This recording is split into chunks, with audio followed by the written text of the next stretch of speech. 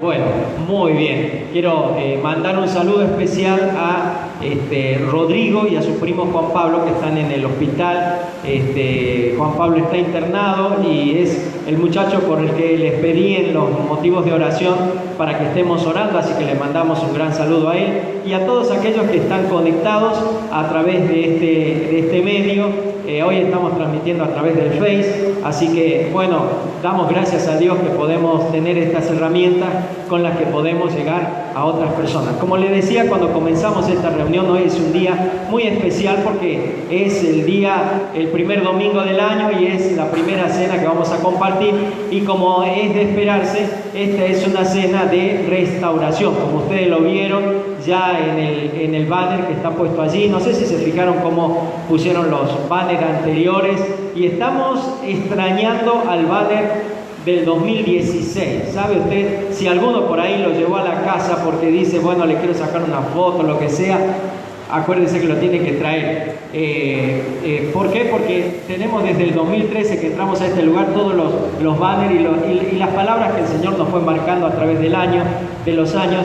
Y este año en particular tenemos una palabra muy especial que tiene que ver con el inicio de la restauración, ¿sí? El domingo pasado hablamos justamente de la restauración y hoy vamos a repasar un poquitito y vamos a avanzar otro por algo que yo creo que el Señor quiere hacer en esta cena del Señor. Amén. Antes que nada, quiero dejarle esta tranquilidad, porque la restauración, vamos a suponer, cuando uno quiere restaurar algo, ¿sí? Es porque se deterioró, ¿sí? Pero hay diferentes restauraciones. Por ejemplo, si una mesa usted tiene que restaurarla porque el barniz, el lustrado que tenía ya se ha salido y está toda veteada la mesa, ¿qué tiene que hacer con la mesa?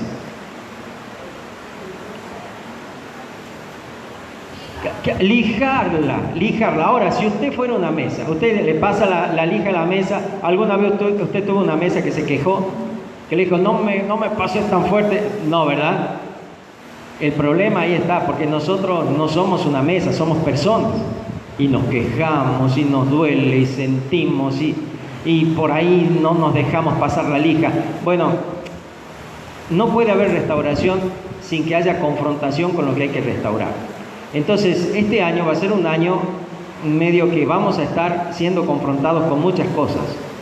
Porque yo no puedo cambiar si no me doy cuenta que estoy mal. ¿Me está entendiendo? ¿Y cómo me voy a dar cuenta que estoy mal? Y algunos tienen la fantasía de que va a venir un ángel y le va a decir, oye Augusto, habla Señor, ¿no? Y entonces el ángel le va a decir, Augusto, te voy a decir esto y aquello y lo otro. No, no es así. El Señor te va a hablar a través de tu mamá y te va a decir, che, Augusto, ya deja de ser así, ¿qué no te das cuenta cómo sos? ¿Me está entendiendo? Y no te enojes con la mamá, porque ¿quién te está restaurando? Dios. Pero Dios se va a valer de todos los medios para marcarte las cosas que están mal. ¿Estás entendiendo? Capaz que es la esposa, capaz que es el esposo que te dice, che, ¿sabes qué? Viste que tenés este problemita vos, ¿no es cierto? No se agarre de ahí para hacerse la restauradora o el restaurador, ¿no? No me vaya después a la casa a hacerse el restaurador. Pero por ahí Dios muchas veces tiene que intervenir en situaciones en donde nosotros por ahí no encontramos el espejo donde nos tenemos que ver para darnos cuenta que necesitamos restauración. Entonces, dos cosas que van a estar pasando en este tiempo. Una, que vamos a ser confrontados, así que no tenga miedo. Segunda cosa, no se enoje, por favor. Dígale al que está ahí adelante, capaz que ni lo conoce, pero usted tóquele la espalda. No te enojes, decirle. Dígale, no te enojes. Mira, a Mario nadie le dijo nada, si Mario se va a enojar. La Cecilia, Anita, dígale a Mario que no se enoje. Eso, ¿sabes por qué? Porque, a ver, ¿a cuánto le gusta que le digan cosas feas? A ninguno nos gusta. A ver, que nos digan, ay, qué lindo que canta, ah, me encanta, ¿no es cierto? Ay, qué lindo que cocina, ah, tirame más. Pero cuando vos le decís, che, me parece que esta pizza te sale medio chueca, ya no nos gusta, ¿me está entendiendo? Entonces, tenemos que aprender que para ser confrontados es una situación medio tensa. Entonces, no se me va a poner a pelear, a discutir, porque hay gente que no le gusta enfrentarse con lo que está mal. Entonces, no puede haber restauración si no te confrontan con lo que está mal. ¿Está entendiendo? ¿Sí? Usted va a limpiar la mesa, va a restaurar la mesa y cuando le quiere pasar la lija, no me toque. Se va a pegar un susto usted que la mesa le haga así, ¿verdad? Bueno, por ahí somos así nosotros. O se enoja con Dios, porque Dios mira cómo me tiene, mira cómo me trata. No es que Dios te está tratando mal, pero es que tenés que cambiar. No es que siempre vas a hacer de la misma manera. Hay un momento en que tenés que decir, bueno, basta, y vamos a aceptar la restauración que Dios nos da. Y en segundo lugar, lo que les decía, es que vamos a ser confrontados y que vamos a tener que tener humildad para aceptar aquellas cosas que están mal y poder pedirle a Dios que nos ayude a ser restaurados en esas cosas. Amén. Por ahí uno se enoja con alguien y Dios quiere que estemos enojados. No, dice la palabra de Dios que no se ponga el sol sobre nuestro enojo. Y más aún dice, no le den lugar al diablo, porque el enojo trae esa puertita abierta para que las cosas malas te empiecen a pasar. Entonces, por ahí uno se enoja con alguien porque según uno tiene razón. Porque esa persona es así, o porque esa persona me trató así, o porque esa persona hizo tal o cual cosa, ¿verdad? Pues Dios te dice, ¿qué te dice Dios? Sí, enojate, dale, trátalo mal, no lo saludes. ¿Así te dice Dios? No. Si el Señor Jesús nos dice que saludemos a los que no nos saludan y bendigamos a nuestros enemigos, ¿cuánto más tenemos que aprender a perdonar a aquellos que nos han tratado mal o que han hecho algo malo y dejar que Dios restaure la situación? Amén. Porque a veces nosotros le ponemos la cruz a la persona que nos trató mal o que tuvimos una mala experiencia y Dios no le pone ninguna cruz a nadie. Tenemos que aprender a dejar que Dios nos dé o nos devuelva la relación que tal vez ya no sea la misma, pero que va a ser mejor, porque va a venir de Dios. Amén. ¿Se entendió? Así que dicho esto, vamos a la palabra de hoy y vamos a volver a leer el pasaje que leímos, la historia que leímos el domingo pasado. ¿Cuántos se acuerdan de quién era la historia? ¿De quién hablaba? ¿De quién? Naamán. ¿Y quién era Naamán? Un general. ¿De qué nación? De Siria. Siria. Era un general condecorado, era una persona muy especial. Y dice así la palabra, Segunda de Reyes 5, 1 al 14, ahí lo tiene usted, vamos leyendo juntos desde la placa. Dice así: Naamán, general del ejército del rey de Siria, era varón grande delante de su señor y lo tenía en alta estima porque por medio de él había dado Jehová salvación a Siria. Es decir, que había sido una persona que Dios mismo había para traer una victoria, ¿sí? Era este hombre valeroso en extremo, pero ¿qué tenía? Lepra. Y de Siria habían salido bandas armadas y habían llevado cautiva de la tierra de Israel a una muchacha, la cual servía a la mujer de Naamán. Esta dijo a su señora: si rogase mi señor al profeta que está en él lo sanaría de su lepra. Entrando Naamán a su señor, le relató diciendo, o sea, Naamán cuando escucha esto, se va a hablarlo al rey. Dice: a ver, rey, vamos, da la orden para el otro rey y el otro rey que me sane. Entonces, así dice, ha dicho una muchacha que es de la tierra de Israel. Y le dijo el rey de Siria: anda, ve y enviaré cartas al rey de Israel. Ahí lo tiene usted, yo voy pasando acá. Salió pues él llevando consigo 10 talentos de plata, 6.000 piezas de oro y 10 mudas de vestido. Mire usted el pensamiento de este general. Dice: bueno, me van a hacer un favor, yo pago favor por favor, ¿sí? Y pagaba bien ¿no? ¿Se imagina? Tomó también cartas para el rey de Israel que decían así: cuando lleguen a ti estas cartas, sabe por ellas que yo envío a ti mi siervo Naamán para que lo sanes de su lepra. Luego que el rey de Israel era de esperarse, ¿no? Leyó las cartas, rasgó sus vestidos y dijo: ¿soy yo Dios que mate y dé vida para que éste envíe a mí a que sane a un hombre de su lepra?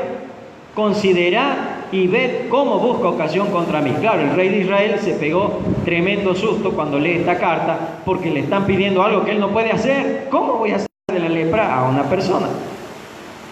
Cuando Eliseo, el varón de Dios, oyó que el rey de Israel había rasgado sus vestidos, envió a decir al rey: ¿por qué has rasgado tus vestidos?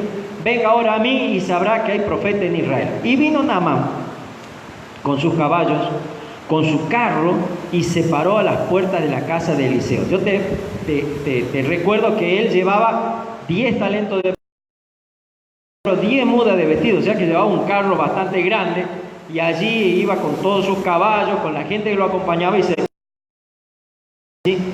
y vino Naamán con sus caballos y con su carro y se paró a las puertas de la casa de Eliseo. Entonces Eliseo le envió un mensajero diciendo: ve y lávate 7 veces en el Jordán y tu carne se te restaurará. Justo lo que estamos hablando, restauración, y serás limpio. Y Naamán se fue enojado diciendo: he aquí, yo decía, para mí saldrá él luego, y estando en pie invocará el nombre de Jehová su Dios, y alzará su mano y tocará el lugar y sanará la lepra. Ya tenía una idea de cómo él pensaba que iba a ser sanado. Abana y Farfar, ríos de Damasco, ¿no son mejores que todas las aguas de Israel? Si me lavare en ellos, ¿no seré también limpio? Y se volvió y se fue enojado. Veo que a veces cuando nos van a restaurar nos enojamos, porque a veces no estamos de acuerdo con los métodos que Dios emplea. Mas sus criados se le acercaron y le hablaron diciendo: oh, Padre mío, si el profeta te mandara alguna gran cosa, ¿no la harías? ¿Cuánto más diciéndote: lávate y serás limpio? Él entonces descendió y se zambulló 7 veces en el Jordán, conforme a la palabra del varón de Dios, y su carne se volvió como la carne de un niño y quedó limpio. Ya recordó la historia, ¿sí? Hace una semana aprendimos algunas cosas, 4 cosas sobre esta historia, que yo se las recuerdo para que tomemos el hilo de lo que veníamos hablando. Amén. Primera cosa que aprendimos: cualquiera de nosotros podría estar necesitando ser restaurado, más allá de los títulos, de las posesiones, de las capacidades intelectuales que tengan. La restauración aparece en cualquier momento, la necesidad de restauración aparece en cualquier momento. ¿Cuánto me dicen amén? Pero dígamelo de corazón, no porque le digo, no como loro, ¿no? ¿Sabe que sí? Cuando uno tiene un auto 0 kilómetros, ¿sí? Te imaginas el auto ese que te compraste, que lo sacaste, pero justo agarraste un clavo y se te pinchó la rueda. ¿Qué te pasa? ¿Podés seguir andando? No debes seguir andando, ¿no? Porque vas a hacer más daño, ¿verdad? ¿Qué necesitas? Que te restauren la rueda. Y aunque es un auto 0 kilómetros, necesita ir a un gomero a ser restaurado. Y ahí va a venir el gomero con sus manos negras de caucho y va a sacar esto y te va a poner y lo va a golpear. Y vos estás diciendo: ¡ay, mi auto nuevo! Pero después queda restaurado y ya puedes andar. ¿Me estás comprendiendo? Entonces, por más joven que vos seas, o por más que hace poquito que has conocido a Dios y estás acercándote a Dios, somos factibles por las circunstancias de la vida, por las cosas que nos pasan. Somos factibles de necesitar restauración. ¿Comprende? Aún lo nuevo se puede deteriorar y no necesariamente lo viejo. Hay cosas que por la exposición en la que está un auto o una casa necesitan una restauración constante. Fíjese la pintura del frente de nuestro edificio. ¿Le hace falta restauración? Claro que sí, ¿verdad? ¿Por qué? Porque ahí le da el sol todas las mañanas.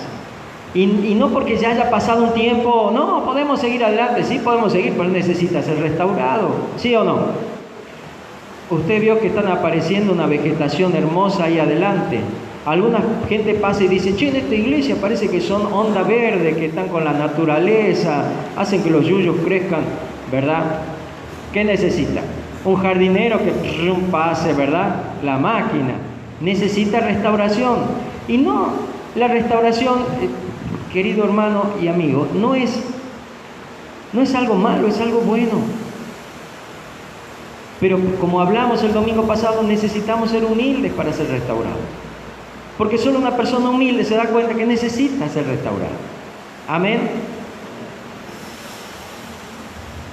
No importa si fuimos restaurados el domingo pasado, o si tenemos un título que nos respalda, o si nos va bien en apariencia. Cada vez que algo deja de funcionar como lo hacía antes, son señales que necesito restauración.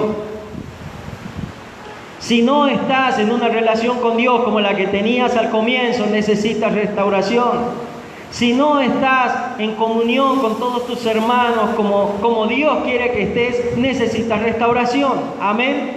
No importa cuál sea el título, seas un pastor, seas un encargado, seas el líder. Si hay cosas malas en tu vida, necesitas restauración. Lo segundo que vimos el domingo pasado es que la salida puede estar donde uno menos piensa. Y no solo eso, sino que puede venir desde donde uno menos lo piensa, como pasó con Naamán. La salida para el problema que él tenía, la tenía esa chica que servía a su esposa. Así pasa también en nosotros. A veces, un consejo de una mamá, de un papá, de una esposa, de un esposo, de un papá o de un hijo a un padre, o de una hija a su padre, puede ser la solución para muchas cosas. Porque, mire, Dios nunca pone las soluciones inalcanzables. Siempre las pone cerquita. Muchas veces en la iglesia hemos encontrado que se unieron la necesidad con la solución. ¿Verdad o no es verdad? Un hermano estaba necesitando trabajo, ¡pum!, en la iglesia le salió el trabajo. Un hermano estaba necesitando un trámite que hacer, justo en la iglesia había una persona que podía ver ese trámite. Porque Dios siempre acomoda las cosas para que nos vaya bien.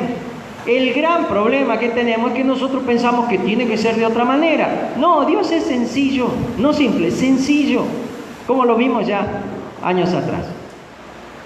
Tercera cosa que vimos, la restauración se consigue con ruegos. Rogar tiene que ver con la humildad. Los orgullosos no ruegan. Padre, en el nombre de Jesús, restáurame. Y hazlo ahora, porque tu siervo necesita. ¿Usted cree que podemos ir así a Dios?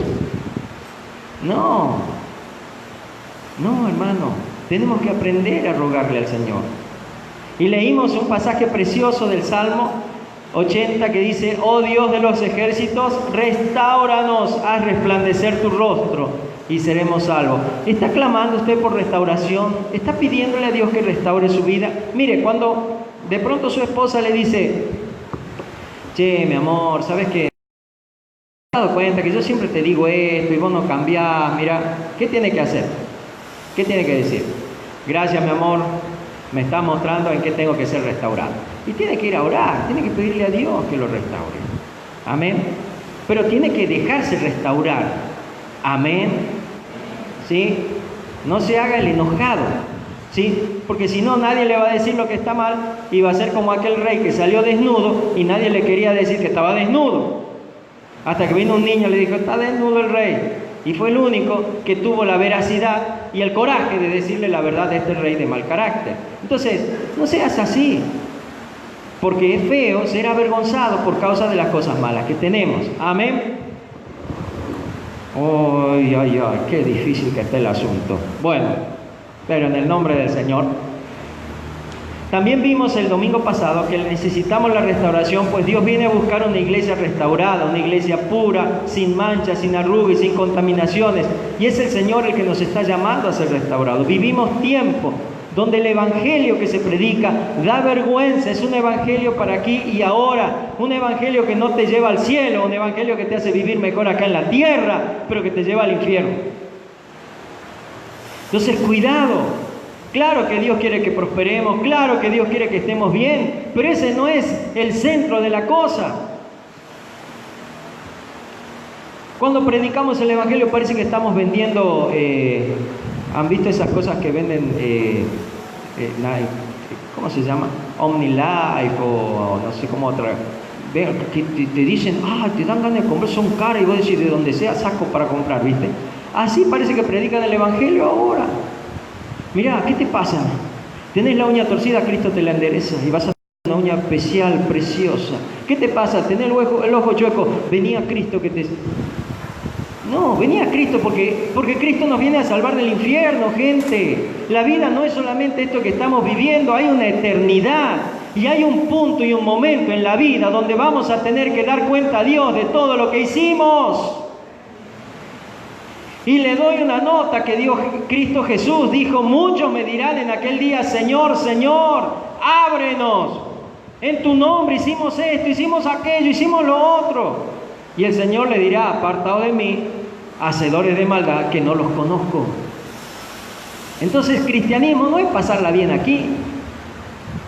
Es más, hay cristianos que cuando Dios no les responde dejan de venir a la iglesia o ya no quieren servir a Dios. Como si fuese que le están haciendo un favor a Dios. Es un honor servir a Dios. Y el que no lo entiende así pierde el servicio. ¿Me está comprendiendo? Sí. Che, los veo medio que están así como que están como... ¿Se entiende o no se entiende? Me tienen bronca por lo que le estoy diciendo. Vayan a restaurarse, ¿no? Si me tienen bronca, ir a restaurar a mí también. Bueno, de hecho ya estamos, ¿no?, en la restauración. El Señor nos llama la atención, nos va a llamar la atención con este tema durante todo este año. En cuarto lugar, vimos el domingo pasado, lo que Dios hace no lo podrá hacer nadie más. Entienda, Dios actúa por caminos que Él elige y que Él hace. ¿Cuál es el camino de Dios y el camino a Dios? ¿Quién es?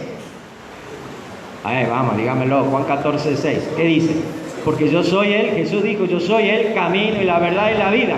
Nadie viene al Padre sino por mí. O sea que si usted quiere ir al Padre, ¿por dónde tiene que caminar?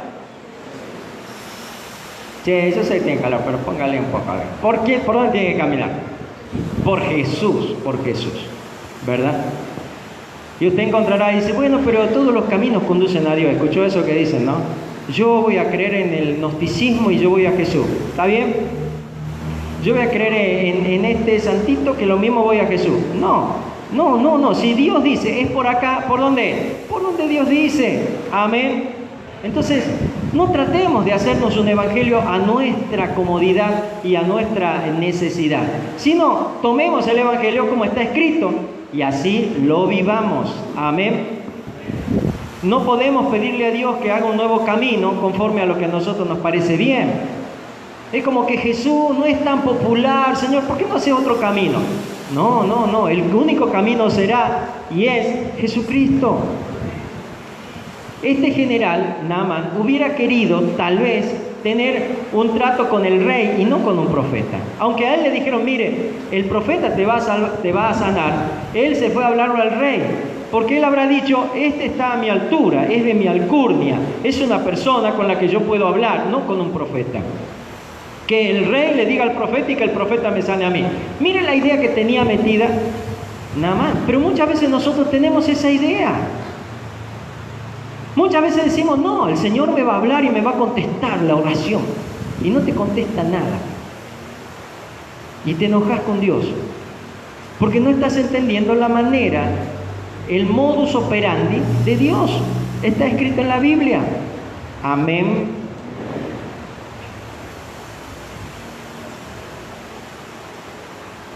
Muchas veces somos así. Queremos que Dios nos ayude, pero a nuestra manera. Cuando Dios ya ha establecido, cuando Dios no te responde una oración, no significa que no te quiere dar, sino significa que estás pidiendo mal. Amén.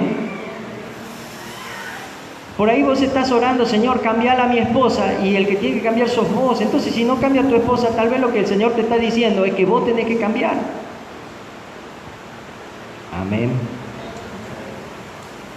Le gusta decir amén a la mujer ahora, ¿no?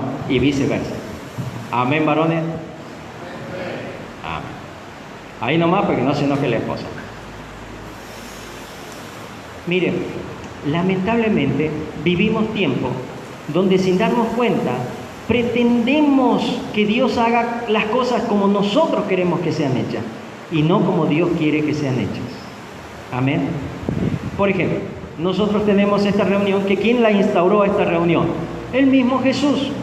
¿Y qué utilizó para esa reunión? Pan y vino.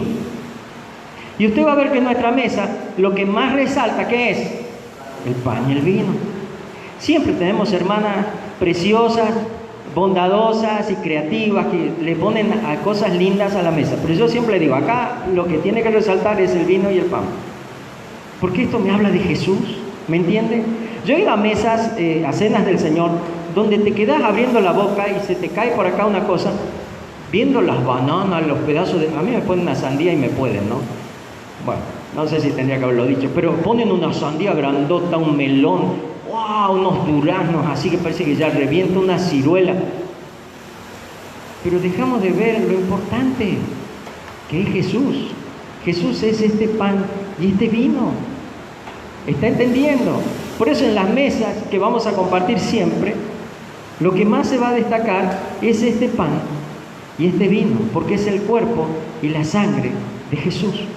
Y nada puede opacar la belleza, la maravillosa belleza salvadora de Cristo Jesús. Amén. Entonces, si se me ocurre, ay Señor, yo voy a hacer diferente las cosas, yo ya estoy haciendo un evangelio diferente, a mi manera. ¿Me está entendiendo? Cuidado, porque a veces estamos ahí de cerca de hacer algo que a Dios no le agrada. Efesios 4, 11 al 15, tenemos 11 y 12, dos versículos que nos ayudan a tener una idea de cómo funciona la iglesia. Amén. Así que bueno, fíjese. Efesios 4, 11 y 12. Dice así: y él mismo constituyó a unos apóstoles. No la tenemos esa placa. Bueno, en la anterior está, si la buscas.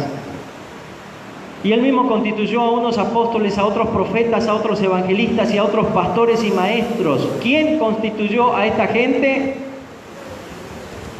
¿Quién constituyó a esta gente? Jesús. Si usted lee el contexto, se va a dar cuenta que está hablando de Cristo y está hablando de Jesús, y dice, y él mismo, habla de que él es la cabeza de todo principado sobre todas las cosas, y dice, y él mismo constituyó a unos apóstoles, a otros profetas, a otros evangelistas, a otros pastores y maestros, a fin de, ¿qué cosa? Perfeccionar a los santos para la obra del ministerio, para la edificación del cuerpo de Cristo. A ver, entonces, si yo quiero ser perfeccionado, ¿qué tengo que hacer? ¿Pedirle a Dios que me perfeccione? Usted responde esta y se recibe de apóstol, ungido, con dones que tira así. A ver, es que usted lo tiene, pero es que cuesta decirlo, ¿verdad? Porque uno dice, medio que, pero no va con mi evangelio. No, ese no es el evangelio, este es el evangelio. Y él mismo constituyó apóstoles, profetas, evangelistas, pastores y maestros. ¿Para qué? Para la perfección de los santos. O sea que yo no me hago solo en la casa leyendo la Biblia, orando. No te haces solo. Pero es que yo no tengo la misma unción suya, pastor. Claro que tienen la misma unción, tenemos el mismo Espíritu Santo, pero tenemos una función diferente. Amén. Y estamos viviendo tiempos donde los pastores están siendo usados por las iglesias para que el pastor los entretenga, para que los haga pasar bien, para que nos llene de power y salgamos el lunes a vencer y el domingo vengamos nuevamente. No, los pastores, los apóstoles, los maestros, los evangelistas, los profetas, estamos para perfeccionar a los santos. ¿Y cómo puedo perfeccionar yo si yo soy un imperfecto? Pues reconociendo primero mi imperfección, necesitando a Dios cada día para poder ayudar al hermano que necesita. Amén. Yo sé que esto nos cuesta aceptar. Y por ahí es culpa mía, porque, ya le voy a contar. La perfección de los santos depende de Dios, ¿verdad o no es verdad? Sí. Pero ¿cómo la hace Dios a la perfección de los santos? A través de los siervos que pone en cada congregación. Amén. No te gusta esa, ¿no? Porque vos querés que Dios te perfeccione a través de un ángel de la guarda que te dice todas las cosas, que te habla, ¿verdad? Es mi relación directa con el Espíritu de Dios y el Espíritu me dice, no es así. No es así. Ese es un evangelio que no es el que está en la Biblia. Y no es que Dios no va a hablar a tu vida. Claro que Dios va a hablar a tu vida. Claro que Dios te va a guiar. Pero para algo Dios ha puesto a los siervos de Dios en una congregación y ha establecido que nos organicemos así en congregaciones. Y aquí quisiera llegar al tema central de esta noche. que si yo le tuviera que poner un título a esta cena, diría: cena para restaurar la relación con los pastores. Porque es una relación que está rota, deteriorada, se hizo triste. Cuando comenzamos nosotros con el pastorado, nos costó mucho. Nos costó mucho que Dios nos convenza de ser pastores, porque mi idea era ser empresario y ayudar en la obra de Dios y ayudar a la gente que necesita. Y entonces está buena esa idea, ¿verdad? Porque está en algo que vos manejás. Pero Dios dijo: no, vos no vas a manejar nada, vas a depender de mí. Y le luchamos al Señor de muchas maneras, hasta que fuimos convencidos. Pero también convencidos porque teníamos muchas ideas erróneas de lo que es el pastorado. Y eso es lo que hoy vamos a tratar de restaurar. ¿Amén? ¿Está de acuerdo? ¿Me va a dejar o no me va a dejar? Hay por lo menos dos motivos por los que la relación de la iglesia con los pastores o con los profetas o con los siervos de Dios se deteriora. La primera de ellas es la familiaridad. Diga conmigo: familiaridad. Familiaridad. Le voy a leer un pasaje y para que usted tenga una idea, esto le pasó a Jesús, así que imagínese si no pasa en los días de hoy a todos los pastores. ¿Sí? Escuche bien. Mateo 13, 53 al 58. Mire lo que pasa. Ya lo tiene ahí en la placa. Aconteció que cuando terminó Jesús estas palabras, se fue de allí. Y venido a su tierra, ¿a dónde se fue? A su tierra. Les enseñaba en la sinagoga de ellos, de tal manera que se maravillaban y decían: ¿de dónde tiene esta sabiduría y estos milagros? No es que se maravillaban y decían: gloria a Dios, qué lindo. No, se maravillaban y decían: ¿y esto qué les pasa? ¿Y este quién es? Mira, te digo por lo que siguen preguntando. ¿No es este el hijo del carpintero? ¿No se llama su madre María y sus hermanos Jacobo, José, Simón y Judas? ¿No están aquí todos sus hermanos con nosotros, hermanas con nosotros? ¿De dónde pues este tiene todas estas cosas? Y se escandalizaban de él. Pero Jesús le dijo: no hay profeta sin honra sino en su propia tierra y en su casa. Y no hizo allí muchos milagros a causa de la incredulidad de ellos. La familiaridad es algo que deteriora la relación con los pastores.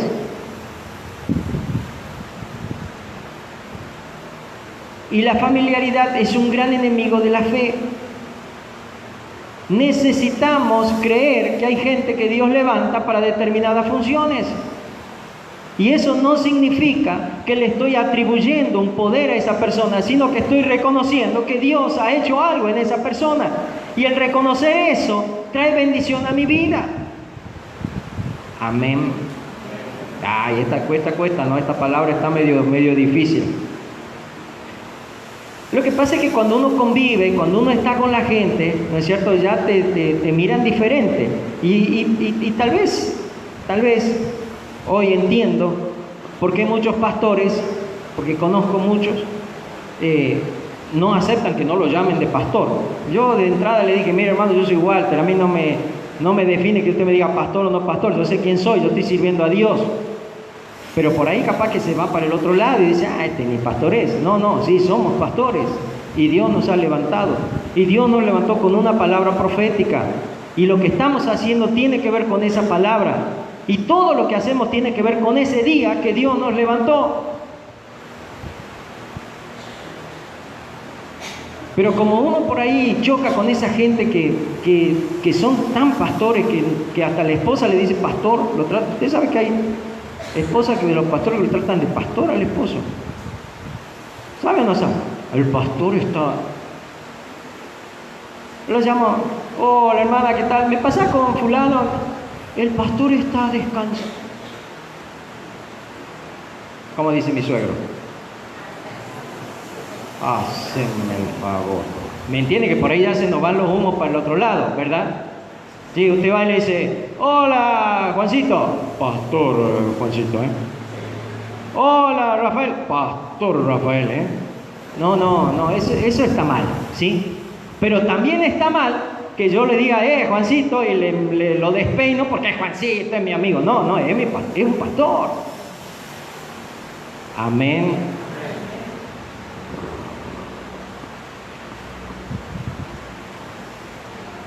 Podemos maravillarnos para creer o para cuestionar. Mira, yo lo conozco a Walter desde que era Rubén y la verdad que no sé que Dios actúe a través de él. ¿Verdad? Entonces viene otro pastor, ¡ay, sí, pastor! Le cree todo. ¿Y por qué Dios tiene que traer muchas veces a otros pastores para que usted reciba una bendición? Porque usted no cree que Dios lo levantó a su pastor. Así de sencillo. ¿Sabe las veces que salimos y que Dios hizo maravillas mientras predicábamos, mientras hablábamos? Y digo yo, Señor, ¿por qué no te moves así cuando estamos en la iglesia? Y porque usted no cree. ¿Me entiende? Y no creer en mí, creer en Dios, que Dios nos levantó. Amén. Yo lo entiendo, mire, yo lo entiendo. Esta gente, a donde fue Jesús, lo había visto crecer a Jesús, lo habían visto chiquito, lo habían visto cuando andaba alzando las tablas con el Padre y le decía, Jesús, corta acá, Jesús, no, así. ¿Me entiendes? Le estaban enseñando carpintería. No es el hijo del carpintero ¿qué se hace el profeta acá? ¿Qué se hace el que sabe de Dios? ¿Me entiende? Lo estaban ninguneando y a veces la familiaridad ningunea. No se equivoque. Ahora no podían creer que esa persona que ellos habían visto crecer era el Salvador del mundo. Los milagros escasearon por la incredulidad que había en ese lugar.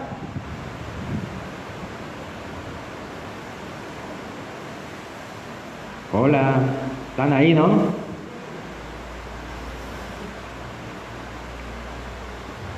¿Quién hace los milagros? Dios. Y para que los milagros sucedan yo tengo que conectarme con Dios. Y lo hacemos a través de una congregación, a través de canciones, a través de alabanza, a través de pastores, a través de profetas, a través de apóstoles que Dios levanta. No esos que son levantados porque son populares y entonces lo ponen ya para que... No, esos no. Sino los que son levantados por el Señor. Amén. Mire, mi papá fue mi pastor. Él era anciano de una iglesia. Y él me llevó a los pies de Jesús. Y para mí era incómodo que mi papá venga a la congregación como un miembro de la congregación, si él era un siervo de Dios.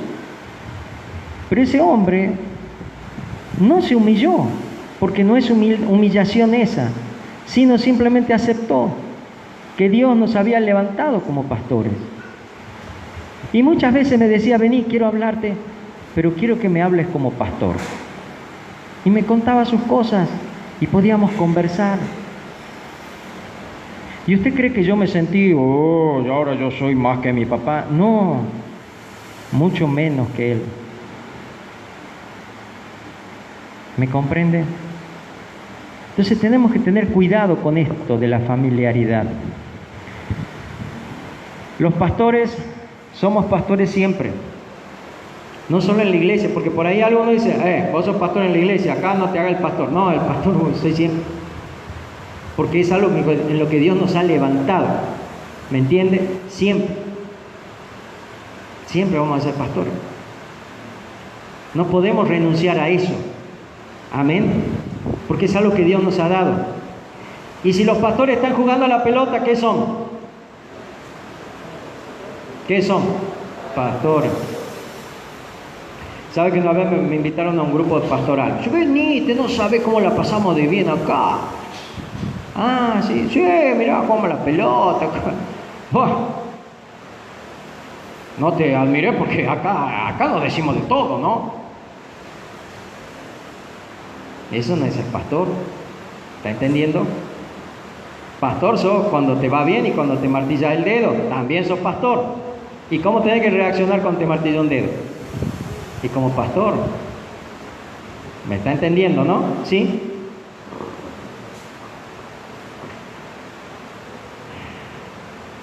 Por eso en la casa a veces es difícil ser pastor. Y estoy hablando de mi casa, porque mis hijos me ven como papá.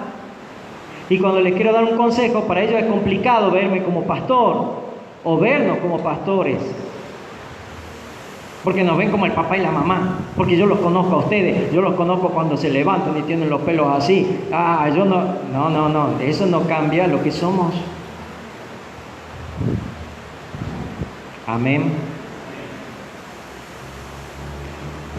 Familiaridad hace que la unción pastoral o profética no pueda fluir de la manera que Dios quiere que fluya. Pasó con el mismo Jesús. No pudo hacer los milagros que quería hacer porque la gente no podía creer que él, que lo habían visto crecer, que lo habían visto de niño, era pastor. Era el Salvador. Segundo lugar, lo que influye en el deterioro de la relación con los siervos de Dios, con los pastores, es la mala experiencia que hayamos tenido. Hay un refrán que pega muy bien en esto, que dice lo que tiene puesto ahí usted. Miren, el que se quema con leche ve a una vaca y llora, ¿verdad? Entonces, ¿cuál es el problema? Que a veces la gente viene a la iglesia y viene mal por la experiencia mala que han tenido con pastores. Y entonces nos están midiendo a nosotros ahí a ver si, ¿cómo son estos? En cualquier momento me van a manguear, en cualquier momento me van a sacar la plata, en cualquier momento se van a meter en mi casa, en cualquier momento me van a empezar. No somos así. Pero que hay gente así, lamentablemente hay gente así. He conocido hace poco a una chica, una jovencita, que dejó los estudios que tenía porque un pastor le dijo, bueno, o servís a Dios o estudiás. Y estaba estudiando medicina y dejó la carrera de medicina. ¿Me entiende? Eso no es ser un pastor. Porque un pastor va a estar viendo por el bien de cada uno de ustedes.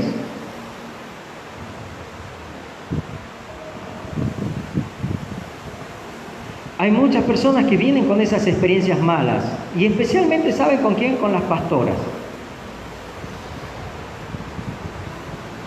Vienen con las pastoras y la que paga el pato es mi esposa. Dice, ¿cómo le va, pastor? Sí, le presento a la pastora. Pero ¿sabe, pastor, que mire cada... Esta tenía una experiencia mala con una pastora. Es que hay tremendas, ¿no? Y tremendos. Vamos a la palabra. 1 de Timoteo 3, 2 al 7. Escuchen. Pero es necesario que el obispo sea irreprensible, marido de una sola mujer, sobrio, prudente, decoroso, hospedador, apto para enseñar, no dado al vino, no pendenciero, no codicioso de ganancias deshonestas, sino amable, apacible, no avaro, que gobierne bien su casa, que tenga a sus hijos en sujeción con toda honestidad. Pues el que no sabe gobernar su propia casa, ¿cómo cuidará de la iglesia de Dios? No un neófito, no sea que envaneciéndose caiga en la condenación del diablo. También es necesario que tenga buen testimonio de los de afuera, para que no caiga en descrédito y en lazo del diablo. Esto es lo que Dios espera de los pastores. Pero esto un pastor no lo puede hacer solo. Necesita de una congregación que ore por él para ser así y que ayude a que el pastor sea así. Amén. Pero cuando la congregación empieza a idolatrar a un pastor, le empieza a hacer daño. Cuando una congregación empieza a dejarle pasar las cosas al pastor, porque es el pastor, porque es un siervo de Dios, y entonces el pastor se va sin saludar a nadie, porque él es el siervo ungido que está tocando con la punta de los dedos del cielo, entonces no se lo puede molestar. Le está haciendo daño a ese pastor. No lo está dejando ser amable. ¿Me está comprendiendo? Entonces, Esto no lo puede lograr un hombre solo. Necesita a Dios, pero necesita de una congregación que lo apoye para ser así. Nosotros queremos ser así, pero necesitamos de usted. No que nos esté mirando, a ver qué hace el pastor, a ver dónde anda el pastor, porque así no se cambia, ¿verdad? Pero si usted ve que algo está mal en mí, dígamelo. No le cuente primero a toda la iglesia y después me dice, ay pastor, sabe que le quiero decir algo, y ya todo el mundo sabe. Es como que usted tenga el cierre bajado y yo le cuente a todo y después diga, vení, te quiero ministrarte. ¿No era más fácil que le diga, subiste el cierre? Y ya está, y no pasa vergüenza, ¿verdad? Entonces tenemos que aprender que la relación, una de las relaciones que tiene que ser restaurada en las iglesias, es la relación de la iglesia con sus pastores, que deje de ser una relación enfermiza. Hay gente que no puede hacer nada si no le dice al pastor, pero también hay gente que no le dice nada al pastor y hace de todo, y después sufre las consecuencias. Porque buscar un consejo, buscar una bendición, es algo que está a tu alcance, por eso tenés pastor. Pero muchas veces haces lo que se te da la gana y no consultás. Y muchas veces sabes que el pastor te va a decir, mira, no está bien lo que estás haciendo, entonces no le pregunto. Y me busco mi propia Biblia que me diga que estoy haciendo bien. Amén. Entonces, la culpabilidad de cómo son los pastores de hoy también recae sobre la iglesia, porque la iglesia deja que los pastores sean así. Cuando uno ve a un pastor soberbio que no saluda a nadie, que no le importa a la gente, no es culpa solo de ese pastor, es culpa de la gente que lo sostiene a ese pastor y que le aplaude que sea así. ¿Me está entendiendo? Hay una relación, Dios lo ha establecido de esa manera. Todos dependemos de todo. Amén. Y no porque uno haya alcanzado ser un apóstol, ya no necesita de nadie. Al contrario, el apóstol Pablo le pedía y le ruego que hagan oraciones por nosotros. Nosotros necesitamos que usted ore por nuestras vidas. Necesitamos mucho de su oración para que Dios pueda manifestarse a través de nosotros. Mire, hoy al mediodía vinimos con mi esposa a ver lo que estaban haciendo los hermanos acá. Estaban poniendo el parlante, estaban poniendo las cosas acá que están puestas allí. Y qué lindo, esto era un sauna, ¿no? Si usted piensa que acá hace calor, usted no sabe lo que era al mediodía. Pero qué ánimo que me ha dado verlos y alegría verlos a los hermanos acá trabajando. Andaba uno en chancleta ahí, debe conectar cables. El otro ahí por ahí estaba sentado uno. ¿Sabe? Qué lindo es cuando se puede servir al Señor. Amén. Necesitamos restaurar la relación con los pastores y definir qué es un pastor, qué es una pastora, y empezar a trabajar para que eso suceda. Amén. Porque yo no quiero, ni mi esposa quiere, ser malos pastores, pero dependemos de usted. Amén. Si usted me critica, no me ayuda, me hace daño. Pero si usted me dice y me habla de lo que usted piensa que está mal o de lo que usted ha visto mal en mí, me va a hacer bien. Amén. Se lo estoy diciendo, porque todos nos necesitamos. Amén. No sé qué experiencia tuviste con pastores, con profetas. Nosotros tuvimos experiencias muy feas. Y por eso es que le peleábamos a Dios, no queríamos ser pastores, porque no me gustaba eso. No quiero ser pastor. No queremos eso. Yo quería ser empresario. No quería ser pastor. Me quedaban algo de 20 materias para terminar ciencia económica. Es bastante, pero no es poco. No es mucho. Pero tuvimos que dejarlo todo.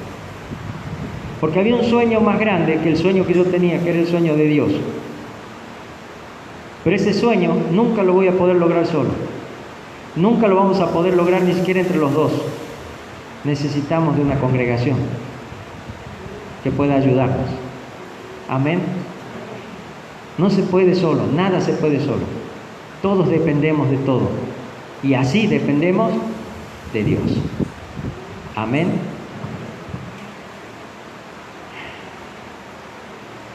no nos mires, si has tenido experiencia mala con los pastores, no nos mires con esos anteojos.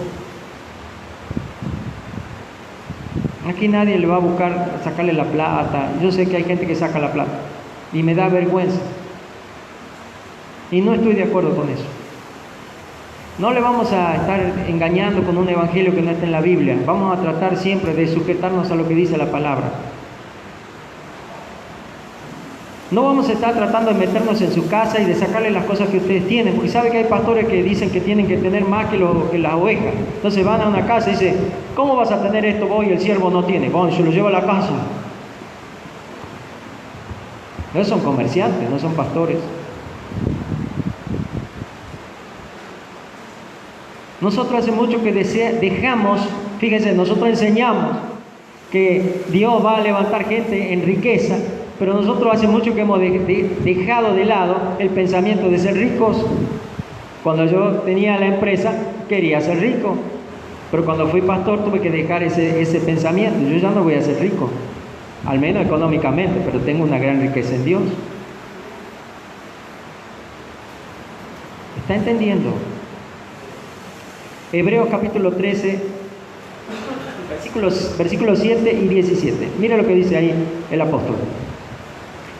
Acordaos de vuestros pastores que os hablaron la palabra de Dios. Considerad cuál haya sido el resultado de su conducta e imitad su fe. Imitad su fe. Obedeced a vuestros pastores y sujetaos a ellos, porque ellos velan por vuestras almas como quienes han de dar cuenta, para que lo hagan con alegría y no quejándose, porque esto no os es provechoso.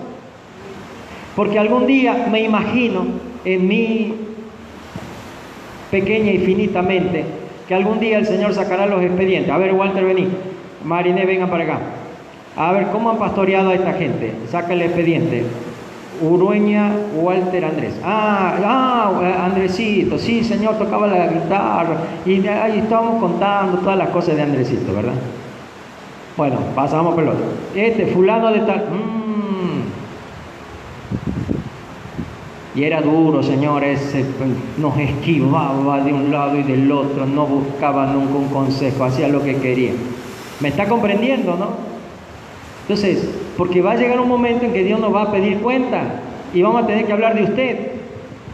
Por eso dice, obedeced a vuestros pastores y sujetaos a ellos. A ver, pero que no es que tengo que obedecerle a Dios y sujetarme a Dios solamente. Sí, y esta es la manera, este es el modus operandi de Dios. ¿Está entendiendo? Pone pastores. Porque ellos velan por vuestras almas. Oramos por ustedes siempre. Me salude, no me salude, a la noche oramos por usted, para que Dios lo bendiga, lo ayude, lo guarde, lo proteja. Estamos orando por Ana y Rubén, que están yendo ya rumbo a Mar del Plata. David y Romina también en ómnibus. ¿Están conectados? Bueno, qué lindo que puedan estar. Estamos orando por ustedes, chicos. Van a ir bien, sigue tranquilo. Pero paren para escuchar la transmisión, no van a ir escuchando y viajando, ¿no? Bueno, gente, Dios nos ha puesto esto. Yo les voy a contar la experiencia que tenía y conversaba con mi papá esto. Cuando recién éramos pastores. Éramos un grupito de, casi era la familia nada más. Y después empezaron a agregarse otras personas. Y yo le decía, papá, ¿sabes cómo me siento? Como un chicle que lo están estirando así, que en algún momento me voy a cortar, ya no doy más. Porque yo sentía que era pastor, pero solo para eso. No podía ser pastor para más personas. Y cuando venía más gente, me alegraba, pero es que tenía, de verdad, era una sensación como que me tiraban así como goma y que me iba a cortar en algún momento. Después se me pasó eso, debe ser que el Señor me enseñó algo que no me di cuenta, o hizo algo en mi vida que yo no me di cuenta. Pero ¿sabe? Todos estamos aprendiendo y todos tenemos el propósito de llegar a estar en la presencia de Dios. Amén. Y nos necesitamos mutuamente. Necesitamos de ustedes para que nos ayuden y ustedes necesitan de sus pastores para que les bendigan y para que les guíen en las decisiones que tienen que tomar.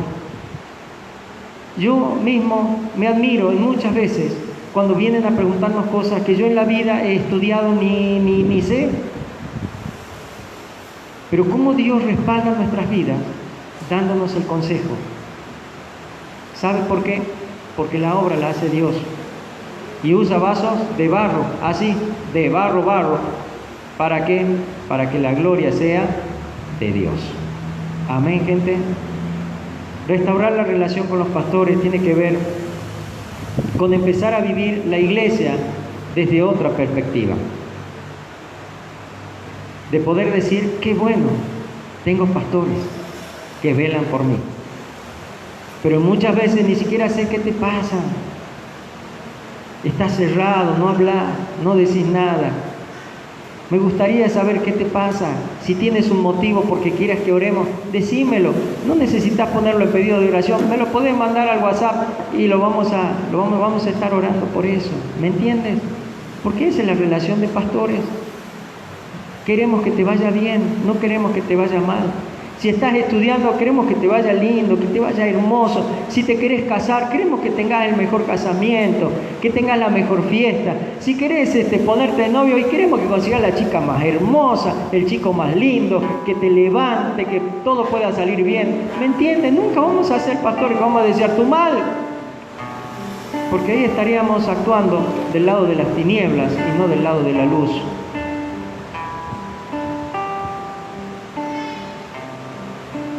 Somos personas que hemos pasado por muchas cosas difíciles y esas cosas nos han ayudado a mirar con misericordia, porque lo que te pasa a vos también me puede pasar a mí. Hemos aprendido a ser desmemoriados. Cuando alguien nos cuenta algún problema, se nos pasó, ya no está más en la cabeza.